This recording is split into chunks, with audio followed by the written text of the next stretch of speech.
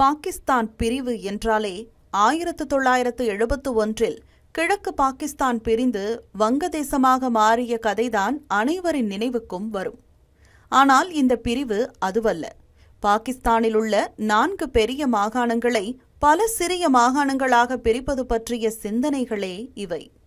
பாகிஸ்தானில் மாகாணங்களை பிரிப்பது குறித்த விவாதங்கள் 1970களிலிருந்தே அரசியல் வட்டாரங்களில் நிலவி வருகிறது.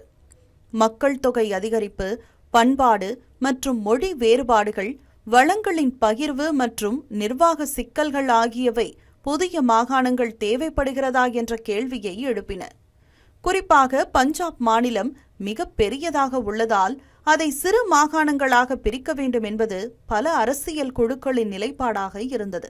அதேபோல தெற்கு பஞ்சாப், ஹசாரா, மொஹாஜிர் பகுதிகளை தனி மாகாணங்களாக அமைக்க வேண்டும் என்ற முன்மொழிவுகளும் மேற்கொள்ளப்பட்டன. ஆனால் மத்தியில் அதிகாரம் குறைந்துவிடுமோ என்ற அச்சம், இடஒதுக்கீடு மற்றும் அடையாள அரசியல் மோதல்கள், தேசிய ஒருமைப்பாட்டுக்கான கவலைகள் போன்ற காரணங்களால் அவை நிறைவேறாமல் போனது. இருப்பினும் சமீப காலமாக கூட்டாட்சி அமைப்பை பலப்படுத்தவும் பிராந்திய வளர்ச்சி சமநிலையை மேம்படுத்தவும் மாகாண மறுசீரமைப்பு அவசியம் என்ற விவாதம் மீண்டும் எழத் தொடங்கியுள்ளது. இந்நிலையில் பாகிஸ்தான் கூட்டாட்சி தொடர்பு அமைச்சராக உள்ள அப்துல் அலீம் கான் சிறிய மாகாணங்களை உருவாக்குவது தவிர்க்க முடியாத நிலையாக மாறியுள்ளது என பேசியுள்ளது உலக நாடுகளிடையே கவனம் பெற்றுள்ளது. இது தொடர்பாக பேசிய அவர், மாகாணங்கள் மறுசீரமைக்கப்படுவதால் ஆட்சி மற்றும் சேவை வழங்கல் மேம்படும் என கருத்து தெரிவித்தார்.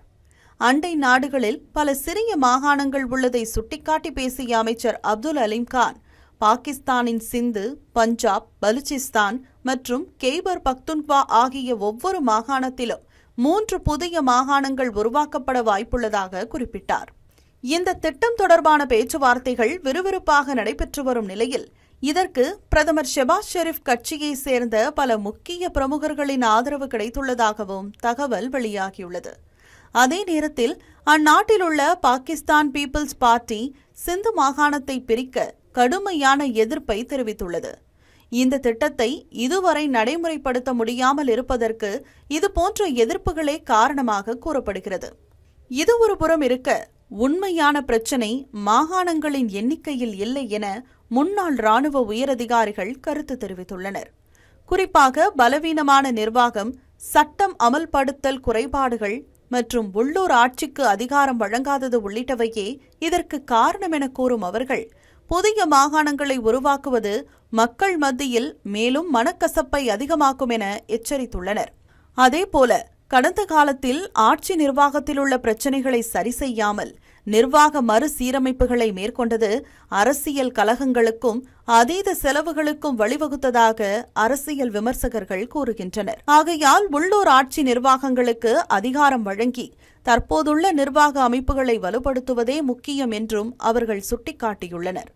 இதை விடுத்து அடிப்படை குறைபாடுகளை சரி செய்யாமல் புதிய மாகாணங்களை உருவாக்கும் திட்டத்தை அரசு முன்னெடுத்தால் அதனால் நன்மையை விட தீமையே அதிகம் நேரிடும் என்றும் அவர்கள் கருத்தை முன்வைத்துள்ளனர்.